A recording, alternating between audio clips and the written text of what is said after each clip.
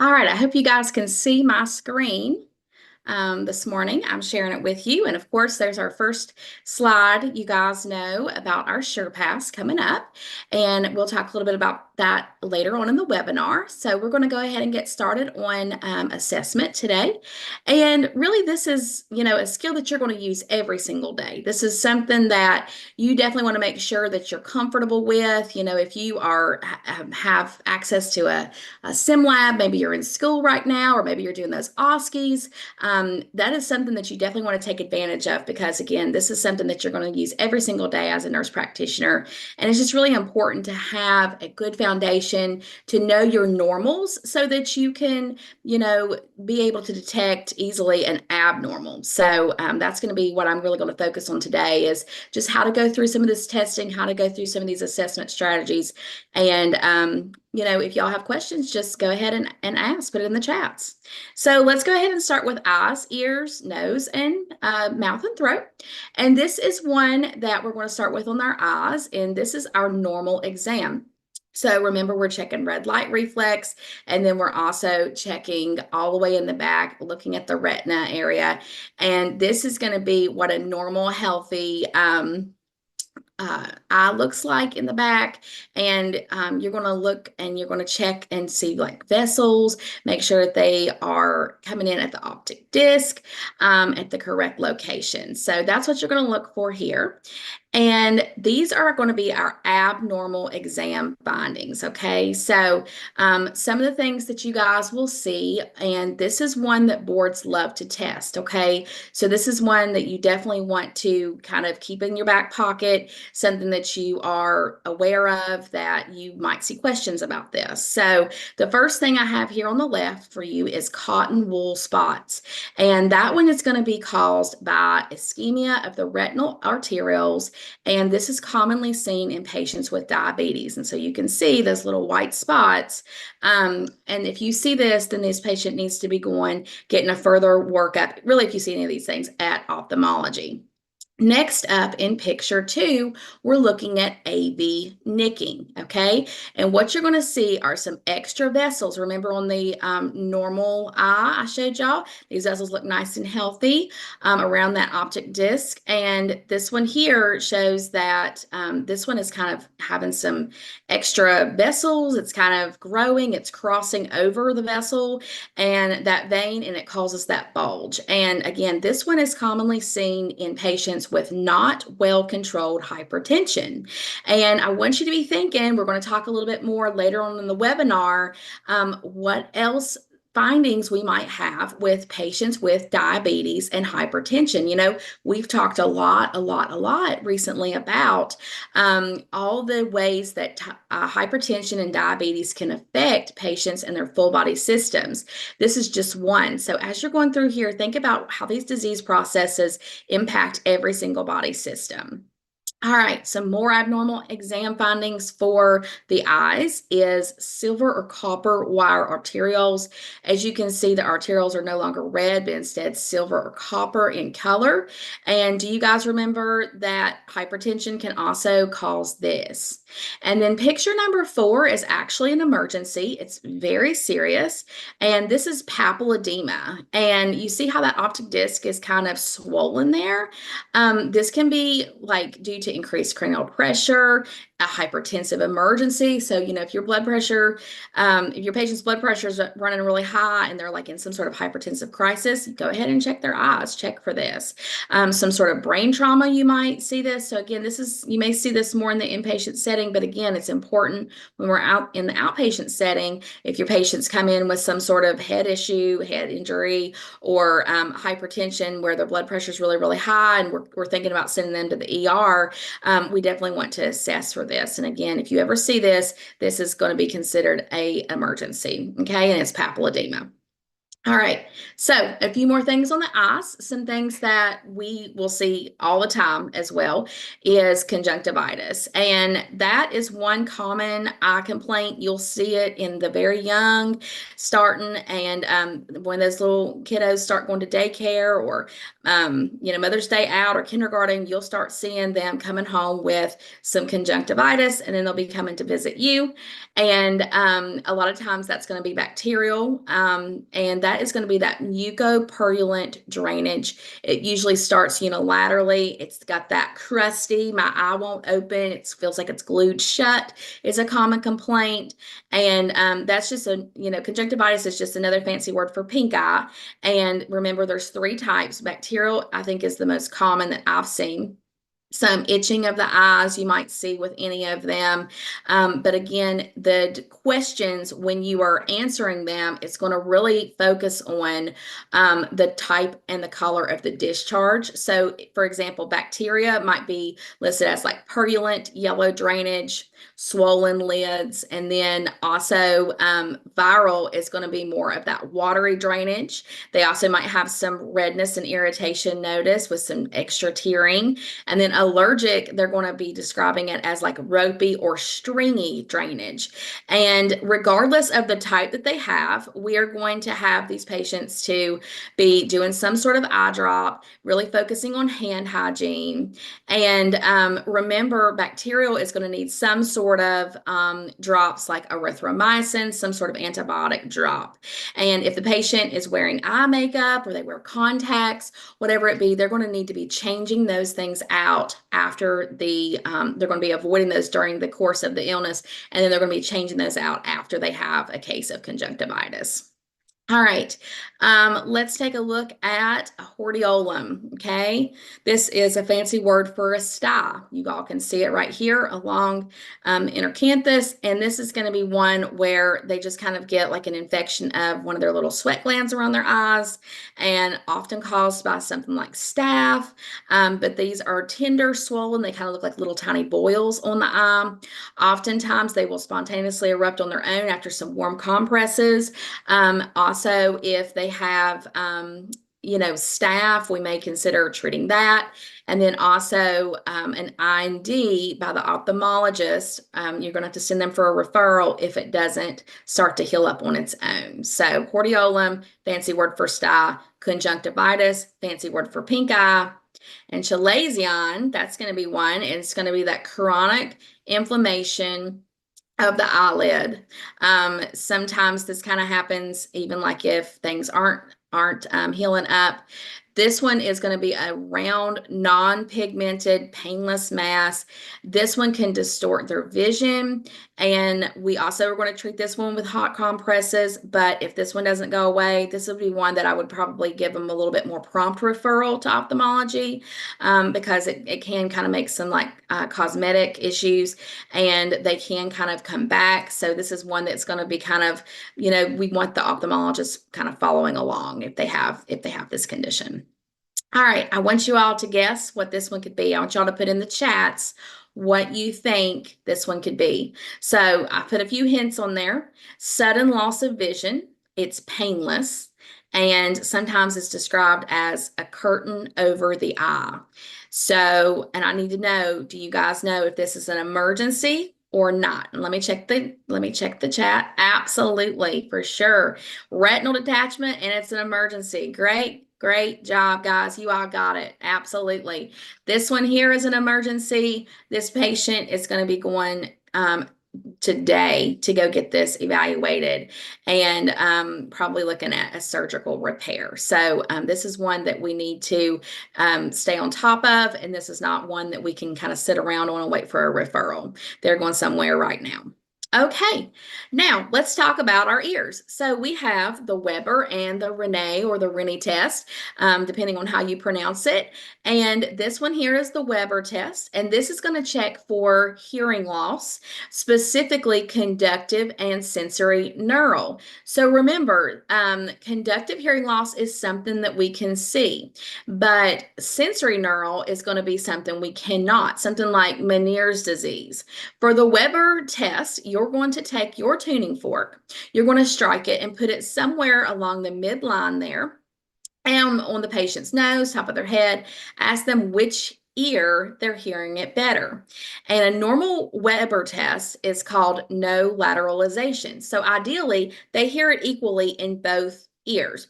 If they only hear it on one side, the sound is most likely going to lateralize to the bad ear. So the ear that they're having hearing loss in, that's going to be conductive hearing loss. And so think B for bad ear, C for conductive ear. Conductive, okay? If the sound lateralizes to the good ear, then it's going to be sensory neural. Okay, so think about, when the sound is heard better on the good ear, and then you'll be good to go on that, okay? So just basically wherever it lateralizes, that's going to help to weed out between conductive versus sensory neural hearing loss. And obviously, if they're having hearing loss of any type, you all know they're going to be going ahead and seeing ENT, audiology, to get that a little bit more, maybe they just need a hearing aid, maybe they need a cerumen impaction removed, or maybe they're actually having like I mentioned, Meniere's or some sort of nerve issue. All right, the Rennie test, this is going to be one to check for conductive hearing test.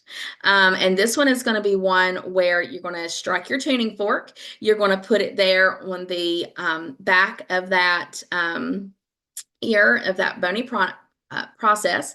And then once they don't hear that anymore, then you're going to hold it up to their ear and see if they can continue to hear it. And remember that air conduction is greater than bone conduction. So that is, just a simple normal test to check for conductive hearing loss. Okay. All right. Now let's talk about I've got it right here, the normal and the abnormal, and I've got the Weber for you, what you should hear and not hear. So this just kind of sums it up, just what we talked about. All right. Now let's talk about otitis media. So that's just our fancy word for ear infections. And remember, we can have several different types of otitis media.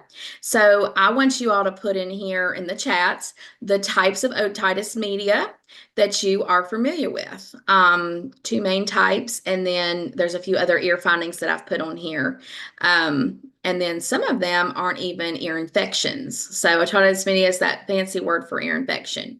Remember, if it's going to be otitis media, it's going to be red, it's going to have fever and ear pain. Your patient might complain of, I've had them complain of like pain down in here in the jaw area, often caused by like staph, strep, Haemophilus influenza. And we can watch and wait this, but they will need antibiotics. Now, some people will talk about when do they always need antibiotics. And so, like, for example, say you have somebody coming in and they can't follow up because, mom's bringing them in and they're going to Disney World and they're going to be gone for 2 weeks or whatever. That would be one where I'd probably be a little bit less hesitant to watch and wait, and I would probably go ahead and prescribe antibiotics right away. But for everybody else, we can kind of just like watch and wait this. But if I see it's like really red, really bulging, really painful, I'll sometimes give antibiotics too, because a lot of times, remember that 5 to 7 day mark for when they're sick. That's kind of when I start thinking about antibiotics for these patients. All right. All right. Otitis externa, fancy word for swimmer's ear, right? Tympanic membrane is normal, but there's ear pain when we move the pinna or the outer ear around. And oftentimes this is caused by Pseudomonas from swimming. And we're going to give this patient some ear drops. So two completely different ways of managing it, whether it is, external. And then also one thing that we've talked about too is middle ear effusions. I don't have a slide on that, but that's just fluid behind the ear. Can you guys tell me how that one's managed? Y'all can put it in the chats because that was mentioned. Cholesteoma is going to be a collection of skin cells abnormally collected down deep in the ear. This patient is going to be going to ENT for some surgery because they will often complain of hearing loss. And again, remember we talked about anybody who's having hearing loss, we weed it out and refer it. most likely, and then they may have some smelly discharge as well, and then skin cells inside the ear. And absolutely, you guys, so if we see that they have some sort of middle ear effusion, that usually will just be that fluid, that clear fluid behind the ear, and oftentimes will be managed with like steroids, Flonase, Zyrtec, something like that, and then again, bring them back for a recheck. With these ears, I like to bring these patients back for a recheck and see how they're doing within, a few days. All right, mouth conditions. Let's move on. So, patient comes in, they're complaining of ear pain, they're complaining of throat pain, whatever it be, and we're definitely looking inside their mouth. Some patients will even complain of, dry mouth, or they'll complain of there's something in my mouth that hurts or whatever. And so it's important to assess their tongue. A geographic tongue, this one is going to be completely benign, and that one is the example here on the left side. Sometimes it could be worse with like spicy or sour foods, but we just describe it as geographic tongue. Leukoplakia, that's going to be the most concerning one on this slide. It's going to have those white patches that don't wipe off. And do you guys remember what this can be a sign of? Why am I more concerned about like leukoplakia? Why, if somebody has white patches that aren't wiping off? Remember, we can sometimes see white patches with like yeast infections. Those usually will wipe off, but one that doesn't wipe off. Okay, yeah, so HIV or oral cancer, absolutely. And so we're going to go ahead and talk about sending this patient to a dentist. Now, yeast infections, okay, before I send this patient off, I want to assess and make sure I'm not just missing a yeast infection and getting this confused. What are some of the medications that a patient might have been on recently that I want to ask if they've had recently? Just to assess and make sure I'm not missing a yeast infection or thrush, candidiasis, however you want to call it, in their mouth. Do you guys remember what medications often will provoke a thrush? Yep, absolutely. Antibiotics, sometimes especially those inhaled corticosteroids, absolutely. So you guys got it. We're going to give them like a little nystatin swish and spit with that, right? But this one, the leukoplakia, going to be more concerning, not going to be a yeast infection, and going to be referred to the dentist because this could be a sign of oral cancer. Okay, you guys are doing a great job today. All right, apendicitis, that's going to be one that kind of resolves on its own, kind of those canker sores that can come out, little fissures. And this can be painful, but we can manage this one with like a little bit of like Benadryl, lidocaine, some magic mouthwash, and this one also resolves on its own. So just 3 different things. The main thing you need to really focus on if you see this, that patient needs to go on and be referred. All right, let's talk about strep throat. You guys, we treat this every day, at least where I work. And this one here is caused by that Streptococcus pyogenes. We're going to give antibiotics. First line is going to be penicillin, cephalosporins. If they're allergic, we can do azithromycin, we can do doxy, but kind of check and see in your area what your resistance is for those things, because there's plenty of penicillin allergies out there. If it goes untreated, often can lead to things like kidney damage or rheumatic fever. So this one here is going to get antibiotics. Oftentimes you'll see those exudates in the back of the throat. And that's another little sign that should kind of tip you off that, hey, maybe I should do a rapid strep test. And can you guys tell me if our rapid strep test comes back negative and the patient's complaining of a sore throat or you're seeing exudates, what do we normally order to confirm or, rule out strep throat? Can you guys put that in the chats? Absolutely. That's going to be your throat culture. All right. Peritonsillar abscesses. This one here is going to be an emergency. They're going to have epiglottis kind of shoved to one side. You're going to be able to see the abscess most likely, and they'll be talking in like a hot potato type voice. This is going to be painful for the patient, and they're going to get on and sent to the emergency room. Okay, let's talk very, very quickly, just at a high level of our cranial nerves. Now, this is one here that number one is going to be olfactory. It's going to be the sense of smell. So you guys remember they can have like a little coffee or something like that in your office that they kind of smell. It's not one that we see, like test all the time, but if you're working in neurology, that might be something that you consider. Have a little peppermint, have a little coffee, whatever it be. And so cranial nerve number two is going to be the optic nerve. And remember, we're going to check that with like the Snellen chart. That's going to be one that is pretty easy for us to test as well. And then because the optic nerve is going to be the one that's transmitting those images to our brain, okay? And then the cranial nerve 3 will also be ocular motor, and that's basically serving as the eye's puppeteer, helps to kind of make sure that the eye is going in the correct direction and moving smoothly. And so we can check that with like cardinal fields of gaze. We can check that with pupillary response, and that's going to be how to check cranial nerve 3.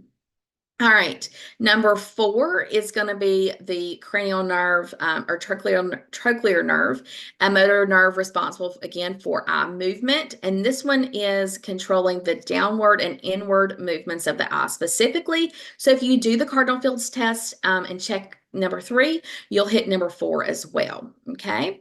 Our first combination of motor and sensory nerve is going to be our trigeminal nerve. Who can put in the chats what the inflammation of the trigeminal nerve is? Do y'all remember the name of that condition? Y'all can put it in the chats. The trigeminal nerve allows us to like move our jaw and also feel sensory things like touch on our face.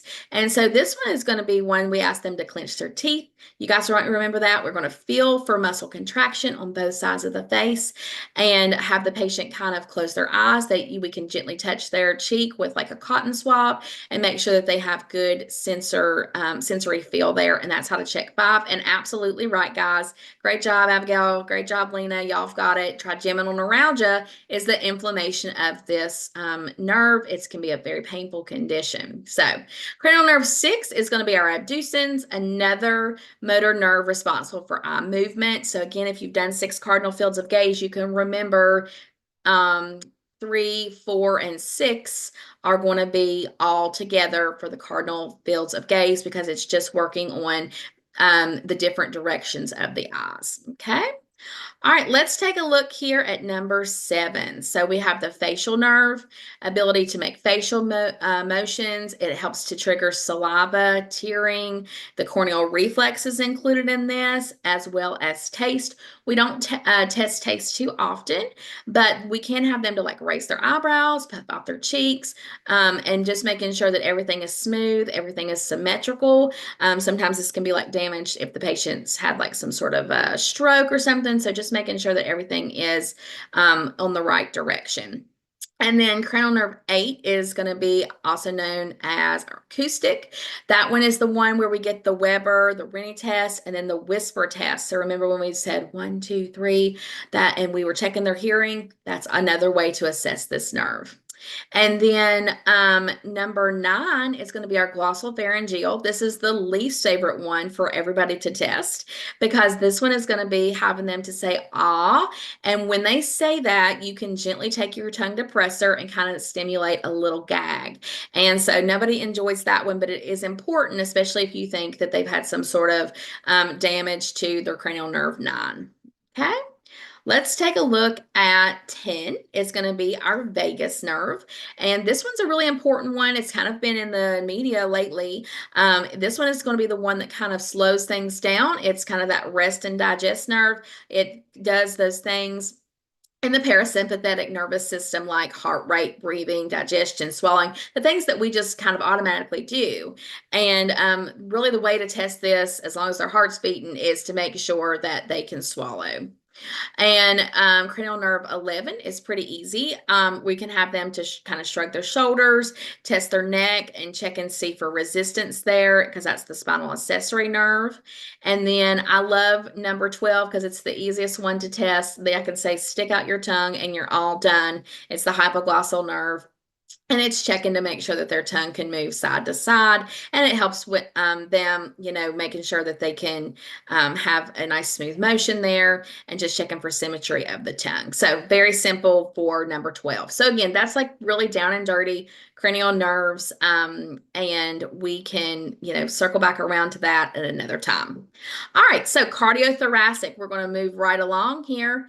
We're going to talk about heart murmurs for just a moment here. So remember, a murmur by definition is that sound made by turbulent blood flow through the heart. Up to 80% of kids will have some sort of innocent murmur at some time, kind of comes and goes. And this can be intensified by factors that increase cardiac output. So think like fevers or anemia, things like that. Also, if we want to describe a murmur in our documentation, because we hear one, remember we can talk about it as grade 1 to grade 6. And the main thing that I remember here for the key takeaways is the best cardiologist in the world with the very best stethoscope might hear a grade 1. My ears will probably start hearing around a 2 or 3. A 3 will be very well heard by even a novice clinician. And remember, there's no thrill there. And then when we start to get to a 4, there is a palpable thrill. So that differentiates between 3 and 4. So even if their murmur is loud, but there's no thrill, you still say a 3. Grade 5, okay. It's very loud. It's you barely put the stethoscope to their chest and you pick it up immediately. And a 6, I say anybody in the room can probably hear this because this can actually be heard without a stethoscope, and this one is very rare. So again, remember when you're grading your murmurs, you probably are not going to catch a lot of 1s and 6s because those are going to be more hard to pick up and diagnose or really rare. If you hear it between 3 and 4, determine whether or not they have a thrill. And that's the key takeaway from this slide for y'all. You all can use some of these adjectives to describe, low, soft blowing, harsh blowing, musical, and just thinking about that. And so this is just something to kind of keep in your back pocket for when you're trying to describe your murmurs on your notes. All right, remember, innocent murmurs are usually going to be grade 1 to 3, maybe even a 4. They change with position. So remember, we can have them like lie on their left side and listen. Musical, systolic murmurs. Remember, systolic usually are not pathological all the time. Duration will be short, and their vital signs are going to be normal. Their EKG is most likely going to be normal. And overall, they have a good health status. So again, thinking about a young child or maybe an athlete or whatever it be, most likely going to be some sort of innocent murmur you're hearing. These pathologic murmurs, oftentimes with diastolic murmurs. And when I think about diastolic, I think about doom. These murmurs are probably going to be having to get a second look taken by cardiology. We're going to probably start with an echocardiogram, an EKG. Sometimes they have good health. Oftentimes they have poor health. Anything that's like a grade 4 or 5 or higher, they have a harsh quality. They're associated with like a thrill, gallop, click, or heave, and they don't change with position. That one's definitely going to be one for a little bit more workup. And sometimes their EKG will show some changes, and sometimes their vital signs will be abnormal. So just some things to kind of weed things out. But if you're ever unsure, you can get these things a little bit evaluated a little bit more with like an echocardiogram. And if you're in doubt and you think it's diastolic, go ahead and send them one. All right, let's talk about respiratory assessment. So these are just a few words to describe your lung sounds. So remember, rhonchi, often low pitched. They are associated with like congestion, mucus blocking the airways. A rail is going to be crackles. It's going to be described as either coarse or fine, often associated with like COPD, pneumonia, bronchitis. Wheezes will be high pitched. Those will be like asthma, something like that. And this is going to be occurring due to narrowing of the airways, whether that's mucus or something else. And then if you have absent or diminished, that should be a red flag. That should prompt you to order a chest x-ray. Often this is because they have fluid in the lungs. Can be associated with like CHF, pneumonia, pneumothorax, and just depending on how in distress they are will determine if you're going to manage this patient inpatient or outpatient.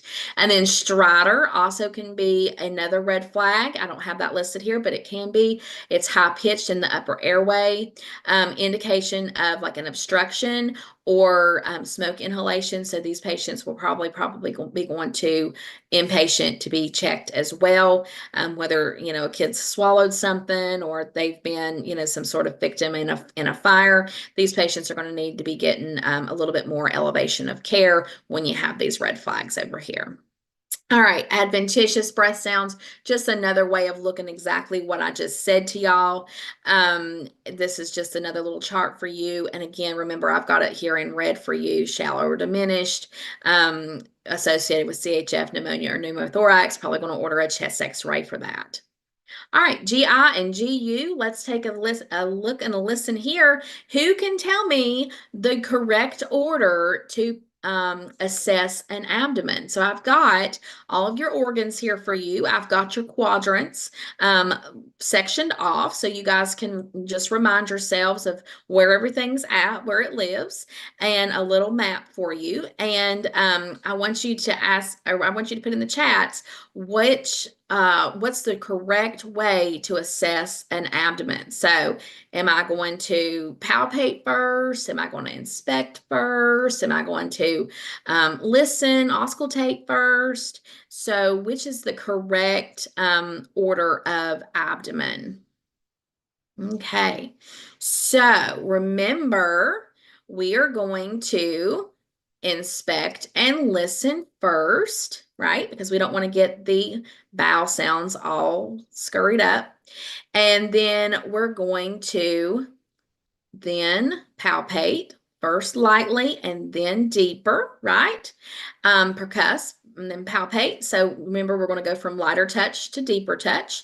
And we are going to kind of be assessing. And I like to really watch my patient's face while I'm doing this because I literally had a patient just the other day that I was palpating pretty gently, and I'm like, "How you feeling? You doing okay?" "Yeah, I'm good." But his face was like, "Ooh, I'm great. I'm good." Well, no, you weren't too good. So just watch your patient's face when you are doing this any exam, but especially the abdominal exam. It will give you some good feedback for what might be really going on with this patient. So cholecystitis is going to be an inflammation of the gallbladder caused by gallstones. Risk factors include female, over the age of 40, obesity, pregnant, history of diabetes, or rapid weight loss. This patient is going to get a workup, and I want you guys to remember this. First of all, who can tell me what order we do this in? So, for example, if a HIDA scan is the gold standard for checking up on gallbladder function, I want y'all to say, what would you order before the HIDA scan and why? Okay, absolutely, Lena. So ultrasound first to rule out stones. If they have stones, they're not going to be a good candidate for HIDA scan. If they take a lot of pain medication, not going to be a good candidate for HIDA scan. So just something to check and see. And this patient here, we're going to check a Murphy sign. That's going to be elicited by placing your hand there on that right upper quadrant. You're going to have them to take a nice deep breath. As they let out, it's going to be painful for them. And remember, sometimes they can have referred pain up into their shoulder, not with the Murphy sign, just in general with gallbladder stuff. But the Murphy sign is going to be your test to help to rule in or out whether you want to order an ultrasound to check for, gallbladder issues or stones, whatever it be. So this one, the pain can sometimes have nausea, vomiting associated. It can also be worse with eating. And then I've already said on here, radiates to shoulder and back. So just something that you want to pay attention to in your clinical practice. If your patient comes in with nausea, vomiting, abdominal pain, whatever it be, you can still continue to keep this on your differential list. All right, this next one here with abdominal stuff is going to be appendicitis. So remember McBurney's point, 2/3 of the way from the umbilicus, and we're going to here to the anterior superior iliac spine, and so we're going to be right here in the middle area, a little bit more this direction here towards their ACEs. But remember, we have lots of different signs for this, and in fact, on the next slide, we'll go ahead and go there, gives you all of the different exams and tests that we can do. So remember, Bloomberg sign is going to be that pain. Markle test, the kids don't like doing this one, but it's good for the kids. Can they jump up and down? Or if I just bump the table really hard, are they coming out of the frame? That's a good indicator. The psoas sign, obturator sign, so that's that leg movement up and down, moving around and seeing if that elicits pain. And then the Roswig sign is going to be that one checking for the rebound tenderness on the other side. So again, I would just be familiar with these before I test, before I sit for my boards or take any abdominal exam. This is something that I would be familiar with because a lot of times they'll give you a description of how the test is performed, and then you'll have to pick out which test they're describing. So this is something that I would be mindful of with appendicitis. All right. Another little test that you can do is the Carnot's test. This one is a little bit less taught, I would say, but the patient lies in a supine position, relaxes their abdominal muscle, and then you'll have them to point to the painful area and then have them to partially lift their head up. And then basically, if the pain is unchanged or increases when flexing, this is suggestive that the wall that it could be the abdominal wall causing some sort of issue. But if the pain decreases or is alleviated with flexion, then the pain could be from some underlying visceral or organ structure. So again, this is not really diagnostic of anything. It just kind of is literally an arrow to point you in a direction to start your workup. So just one here that again you can kind of keep in the back pocket. It's Carnot's test. All right, CVA tenderness, right, associated with pyelonephritis. Remember, we can have different types of urinary tract infections, right? And I want you guys to put in the chats which one this is most associated with. This one is going to be a kidney infection, symptoms of a UTI. They will also probably going to have more systemic things. So instead of just, oh, I'm burning when I urinate or I'm having a little bit of urgency, they're going to probably complain more of the flank pain, the fever. They may have nausea and vomiting. They're going to need a little bit more of a workup. And then also, if you think that they need to go into the emergency room to get IV antibiotics, then by all means, go ahead and send them there. If, their fever is really high or they're having like a lot of problems or seem to be in a lot of pain, we can manage them outpatient. But, this would be a close follow-up. I'd be having them follow up in a day or two, make sure that they're responding, and then encourage them, go into the ER in the interim if things aren't getting better. And remember on this one, this is going to go more hand in hand with like a complex UTI, can kind of work its way up to the kidneys. Also, you can have structural deformities like the vesico-urethral reflux disease sometimes will cause this. So if these patients are having a lot of kidney problems, they're having a lot of complex UTIs, 2 in 6 months, 3 in a year, they're going to go ahead and be a candidate to go visit urology. All right. We're going to go ahead and take a look here, working our way down to the reproductive system. A few assessment findings we can find here. This one's going to be a hydrocele that I'm specifically showing you on your screen. It's going to be painless scrotal swelling. And remember, the test for this is going to be to take your pen light or your flashlight, whatever it be, and turn down the lights and then place it there where you think the fluid might be, and it's going to provide that transillumination. It's going to really light up, and we can do some ultrasounds, but it's mainly going to be a clinical diagnosis. This is essentially self-limiting. However, some patients will elect for surgery if it lasts for a long time. So, if they come in like, I've had this for a whole year, they may still want to go and see urology for this. Varicocele is going to be one that fills that bag of worms when we are palpating. And think about venous, in your legs, like the varicose veins. This is essentially a varicose vein here in the testicular area. And this one is going to be some dull pain. They may complain of like heaviness. And we're basically going to refer these patients because we want to make sure that they don't have some sort of venous malformation, elsewhere. It can, lead to other complications down the road. So this is one where they're going to have more of a prompt workup and referral. And of course, there's a genetic link and a link with smoking as well. All right, our PAP testing, that's going to be our screening guidelines, but I went ahead and just put on here exactly how to perform a PAP test. And remember, that's going to be one where that's an advanced assessment skill, right? So that's going to be one where we're learning at a nurse practitioner school. If you're an RN, you're most likely not trained on how to collect this sample. But the thing I just wanted to put here on the slide for you today was that we want to provide privacy during this exam, and we'll perform the bimanual exam at the same time, and sometimes a rectal exam if that's warranted. And remember, we're the ones that's collecting the cells and the specimens, and pathology will be the one to actually read it and interpret it, and then we do with the results what needs to be done. And in fact, I've put the results on here for the next screen for you. Just remembering that abscess is our most common thing, and that just means some of the cells didn't look uniform under the microscope. And we're probably going to repeat the PAP coming up, but we need to check for HPV. So if you have abscess, if it's positive for HPV, they're going to get a prompt referral to gynecology.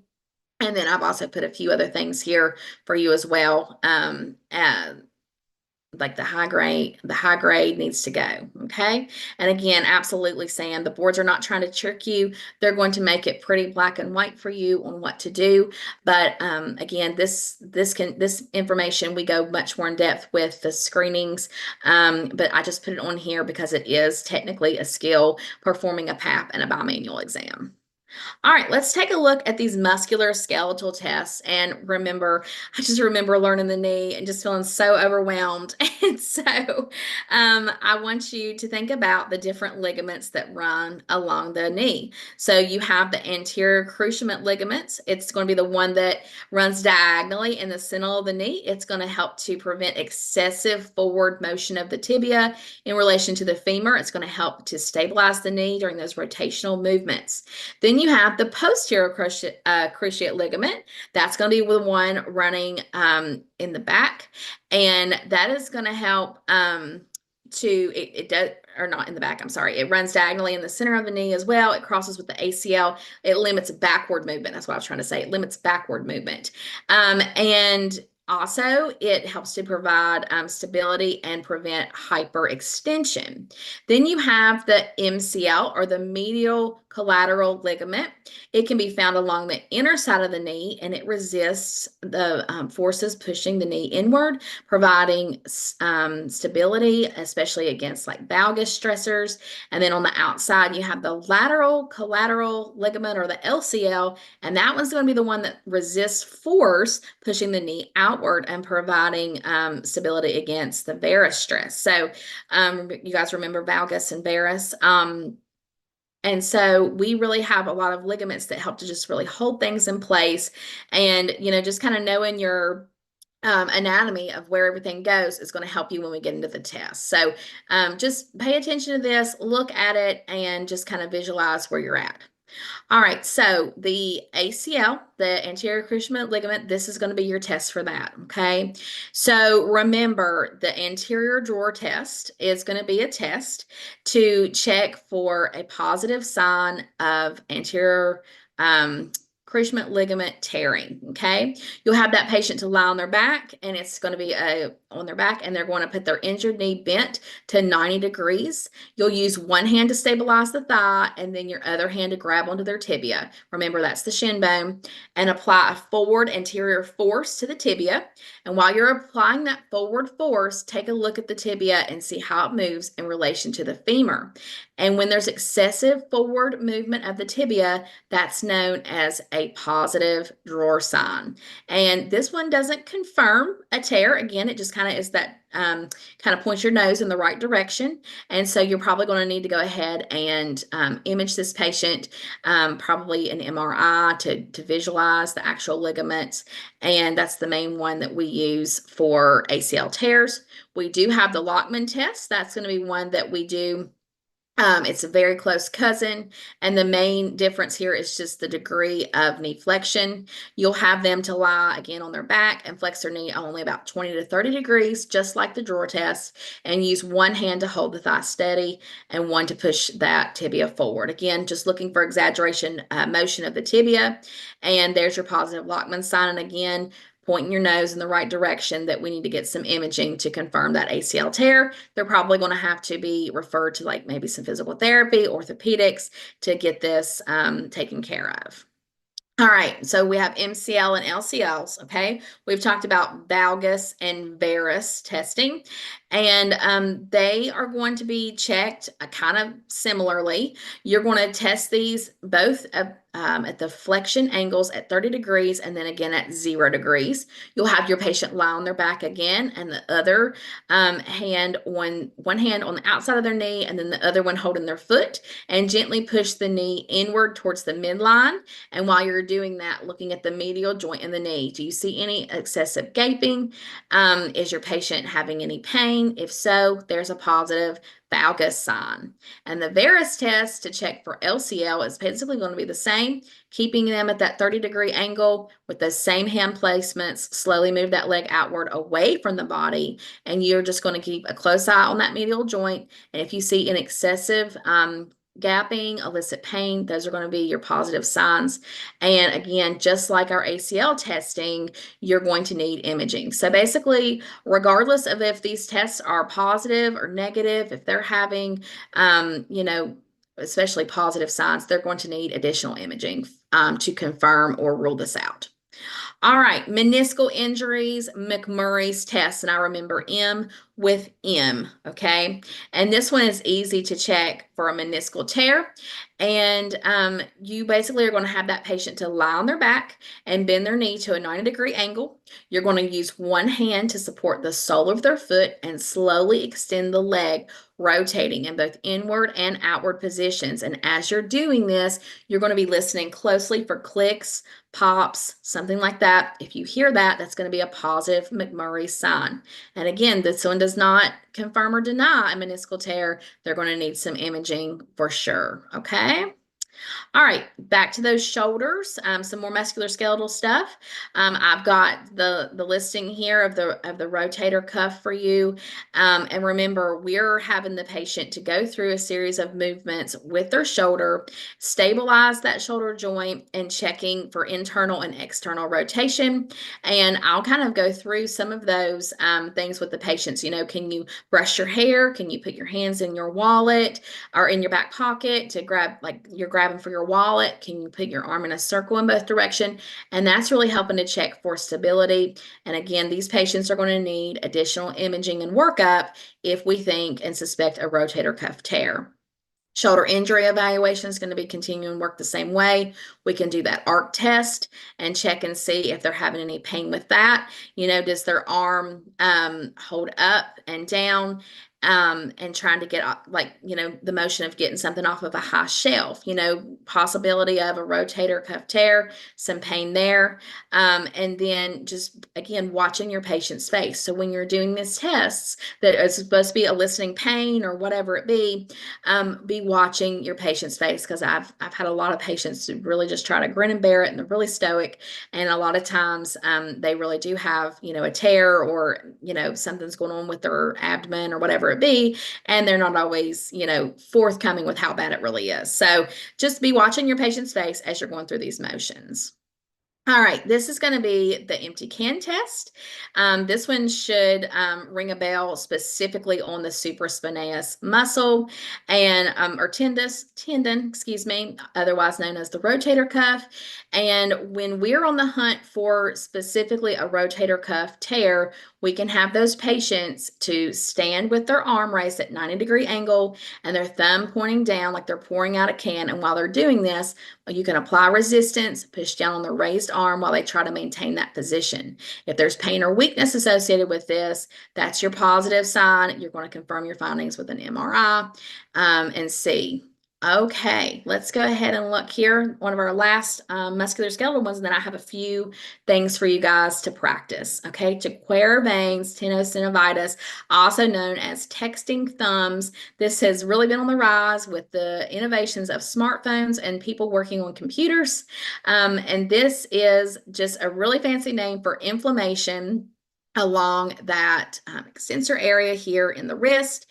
And we see this condition with chronic overuse of the wrist. It really affects women. Also, pregnancy can kind of bring this on.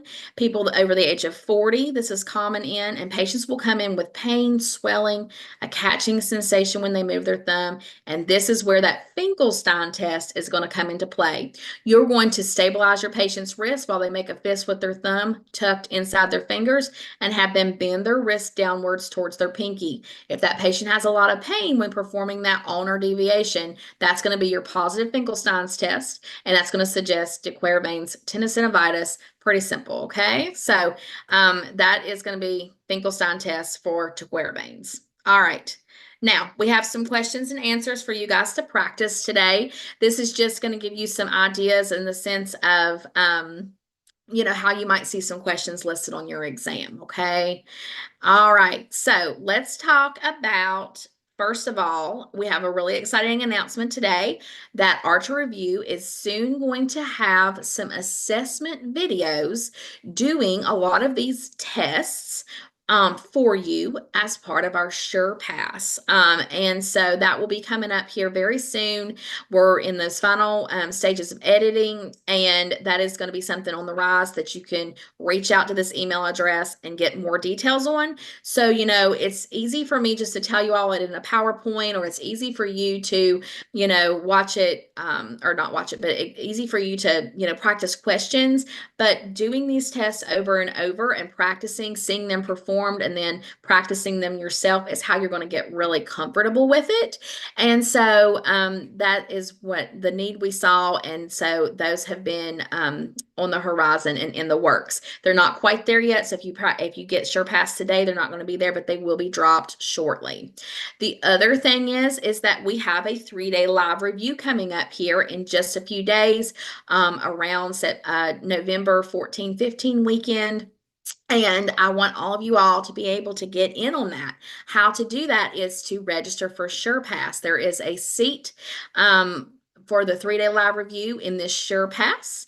And that is basically where we go through every system with our Archer Review instructors. And we talk about these things just like we do during our free webinars. We talk about it. We go through every system. There's also things like cultural implications or professional role, something that you definitely are going to want to be a part of.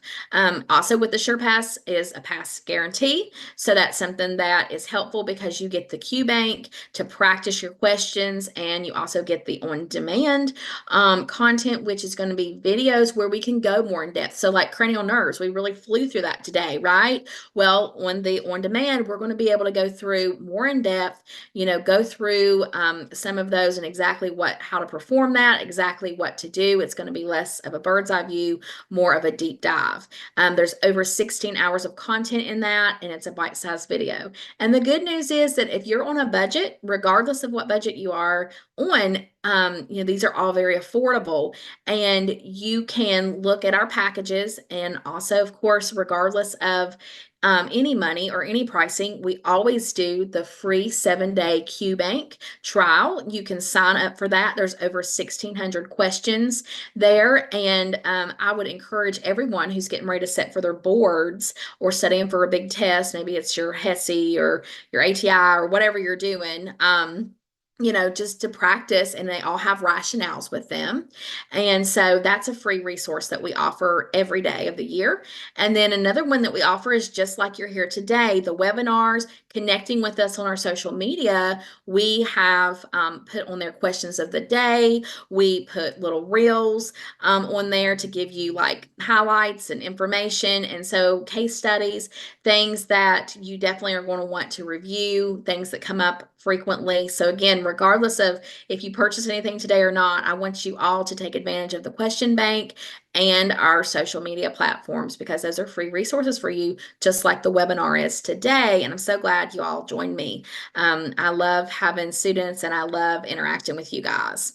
All right, now let's go ahead and look at the questions together, okay? So patient comes in with complaint of right knee pain after hearing a pop during a soccer game.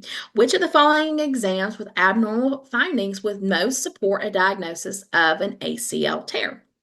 So, painful arc test, empty can test, anterior drawer test, or a McMurray test. So, which one do you guys think is going to go with this one? Oh, you guys are already on it. Very good. Absolutely. That is going to be that anterior drawer test that we just talked about. Absolutely. This test has sensitivity and specificity in the low 90th percentile and is second only to the Lockman test on physical exam. Okay. Nurse practitioner is completing a physical exam and documents acute tenderness on deep inspiration with right upper quadrant abdominal palpation. The nurse practitioner performed which test to indicate a possible differential diagnosis of cholecystitis? Okay, all right, yep, give you just a minute. Absolutely. Great job, guys. That's right. That Murphy's test is elicited with these patients when we are trying to rule in or rule out gallbladder issues. All right. Patient is seen on the annual physical and they complain of slight dyspnea when exercising, but state, probably just because I'm out of shape. On exam, a loud mid to late peaking systolic murmur is auscultated over the second right intercostal space. These exam findings were going to be most suspicious for which one of these conditions. So really pay attention and think about how we describe murmurs. We've already got a systolic murmur, so some of those other ones can be kind of ruled out if you have a mnemonic for that. Sometimes you'll be learning mnemonics in school when you do murmurs. So what you thinking? Okay, give you just a minute. Okay, good. Y'all are on it today. Absolutely. B. Absolutely. So this is one that we want to do.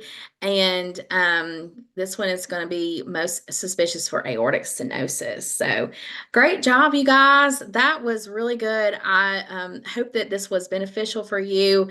This was an absolute positive flyby of an entire semester of health assessment. So I know that this was just hitting the high points. But again, we have lots of resources for you. I'll put that slide back up if you want to scan and just take a look at what resource might fit you the best. And regardless of that, I think we have some more webinars coming up tomorrow. Check out our social media for that. And then also I'll be back with y'all next Monday at the same time. So I hope you all can join me for that. And if y'all have any questions, we're still sticking around here for another minute or so. If there's something that we can do. Oh, yes, Morgan is going to cover menopause and primary care tomorrow. So, yes, so make sure that you tune in for that. That's going to be a really good one and see. Okay. And if you all want to reach out for, tutoring sessions, I didn't mention that today, but we would love to meet with you and you all can email us here. And you all can go to our website as well. And Sam, if you have that available for the tutoring and mentoring link, we can talk about that.